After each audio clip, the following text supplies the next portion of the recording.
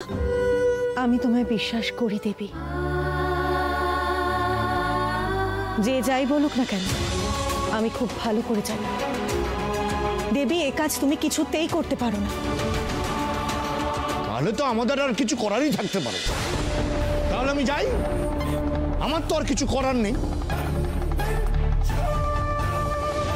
আমার আর কিছু বলবার নেই, দিদিভাই যা ভালো বুঝবে করবে।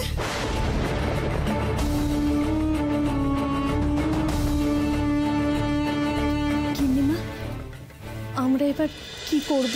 কলিমা, তোমরা এসো আমার সাথে।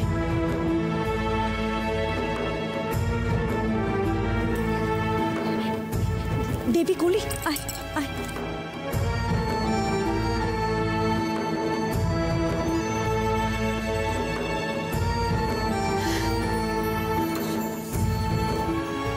এই বাড়ির বেশিরভাগ মানুষই আমাকে বিশ্বাস করে না। আমাকে ভুল হয়েছে সেটা আমি জানি, কিন্তু তার জন্য আমার কলি যে কষ্ট পাবে সেটা আমি কিছুতেই সহ্য করতে পারবো না। ডাক্তারবাবুর উপর বড্ড বেশি মানসিক চাপ যাচ্ছে আজকাল। না না, আমাকে কিছু একটা করতে হবে। তো কি করবো, কি করে সবটা সামাল দেবো? মা, কমলাকামিনী, তুমি আমাকে পথ দেখাও। মা, আমাকে পথ দেখো। এখন তুমি আমার শেষ ভরসা। সব বিপদ তুমি কাটিয়ে দাও, সব বিপদ কাটিয়ে দাও। অনিকেত, আমি তোমাকে যেটা বলছি তুমি সেটা নিয়ে একবার ভেবে দেখো প্লিজ। এই বাড়িতে সকাল থেকে রাত্রির অবধি যেরকম ভাবে একটার পর একটা অশান্তি হয়ে যাচ্ছে, তাতে তুমি কিন্তু বাড়িতে বসে কোনো ডিসিশন নিতে পারবে না, আর ঠান্ডা মাথায় কিছু ভাবতেও পারবে না। আমার মনে হয় তার থেকে ভালো তুমি কলকাতায় ফিরে চলো। মোহিনী, বাড়ির পরিস্থিতি সবাইকে এই অবস্থায় ছেড়ে আমি কলকাতায় চলে যাব, এটা পসিবল হবে না। তুমি কেন বুঝতে চাইছো না বলো তো? আমি কি তোমায় কলকাতায় ঘুরতে যেতে বলছি? তাছাড়া কলির ব্যাপারটা একবার ভাবো। কলির ব্যাপারটা কিন্তু আমাদেরকে খুব কেয়ারফুলি হ্যান্ডেল করতে হবে। সত্যি যদি ডিএনএ টেস্ট করা হয় তাহলে তো আমাদেরকে এক্সপার্ট অ্যাডভাইস নিতে হবে, তার জন্য প্রপারলি খোঁজ খবর করতে হবে। কে সত্যি বলছে কে মিথ্যে বলছে সেটা যতদিন প্রমাণ না হচ্ছে ততদিন কিন্তু বাড়ির অশান্তি মিটবে না।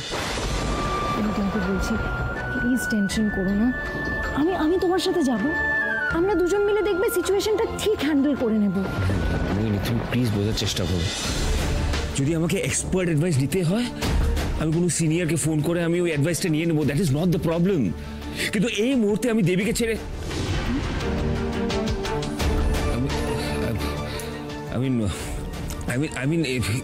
এই মুহূর্তে আমি মণিমাকে ছেড়ে বাড়ির সবাইকে এই অবস্থায় ছেড়ে আমি কলকাতায় চলে যাব, that's not the solution. Please বোঝার চেষ্টা করো। এই যে বাড়ির সাময়িক প্রবলেমগুলো হচ্ছে এগুলো আমি ফিগার আউট করে নেব, কিন্তু এই মুহূর্তে আমার যা দরকার সেটা হলো একটু ঠান্ডা মাথায় একটু ভাবনা চিন্তা করতে চাই। আমি একটু বাইরে যাচ্ছি Mohini, I need some fresh air. তুমি প্লিজ রেস্ট নিয়ে নিও, ঠিক আছে? I will see you.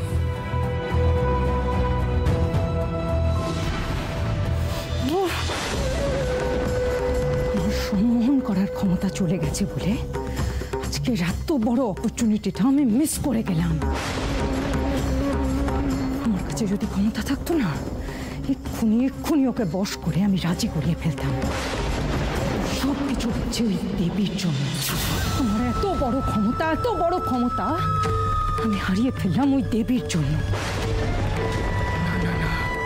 না না মোহিনী, না, এইভাবে হাত গুটিয়ে বসে থাকলে হবে না। আগে কিছু একটা করতে হবে, একটা বড় প্ল্যান করতে হবে। তার জন্য আমার একটা ফাঁকা জায়গার দরকার। এই সময় বাড়ির ছাদটা ফাঁকা থাকে না, আমি ছাদেই যাব। মাগো, আজ আমার মনটা বড্ড অস্থির লাগছে জানো। এই পরিবারে একের পর এক যা ঘটছে এমনটা আমি কোনোদিনও আশা করিনি। আমার কাছে তো দুটোই আমার পরিবার, বলো যে পক্ষেরই ক্ষতি হোক না কেন তাতে তো আমারই ক্ষতি। তুমি আমায় আশীর্বাদ করো, আমি যেন গিন্নিমার বিশ্বাসের মর্যাদা রাখতে পারি। এই কঠিন পরিস্থিতি যেন আমি সামলাতে পারি। মা, আমাকে পথ দেখাও, আমাকে শক্তি দাও।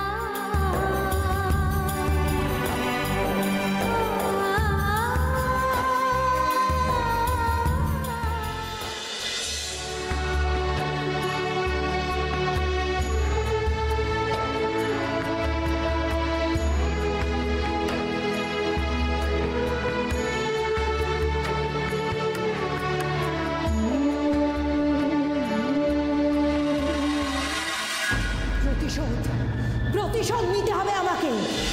বারবার বারবার ওই দেবীর জন্য আমার পরিকল্পনায় বাধা পড়ছে। দেবীকে আটকাতে না পারলে আমি অনিকেতকে কিছুতেই মারতে পারবো না। তো কিভাবে আটকাবো দেবীকে? সে করেই হোক দেবীকে বন্দি করতে হবে, সেটা আজই করতে হবে আমাকে। তো কিভাবে কিভাবে দেবীকে বন্দি করব? কিভাবে?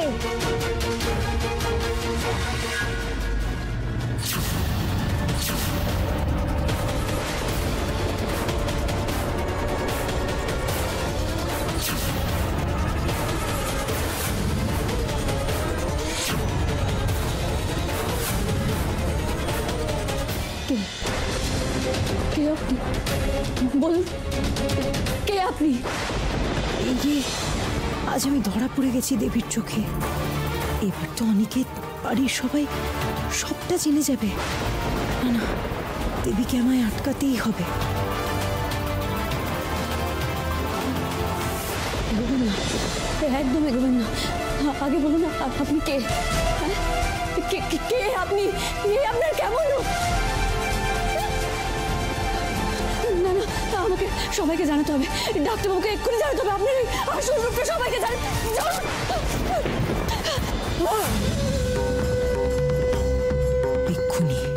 এক্ষুনি ওকে আটকাতে না পারলে বিপদে পড়ে যাব আমি।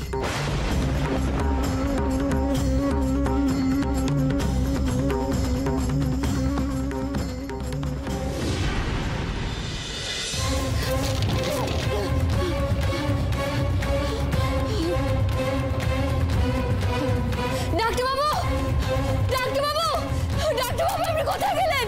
ডাক্তারবাবু, ডাক্তারবাবু এখানে নেই। তারপরে ডাক্তারবাবু বাড়ির অন্য কোথাও আছে। ডাক্তারবাবু, ডাক্তারবাবু শুনতে পাচ্ছেন? না না না, আমাকে সবটা জানাতে হবে ডাক্তারবাবুকে। আমি তো কিছুই বুঝতে পারছি না। মাথাটা খারাপ হয়ে যাবে, আমি কিছুই বুঝতে পারছি না। ডাক্তার ম্যাডামের যে রূপ দেখেছি সেটা ডাক্তারবাবুকে জানাতেই হবে। ডাক্তারবাবু কোথায়?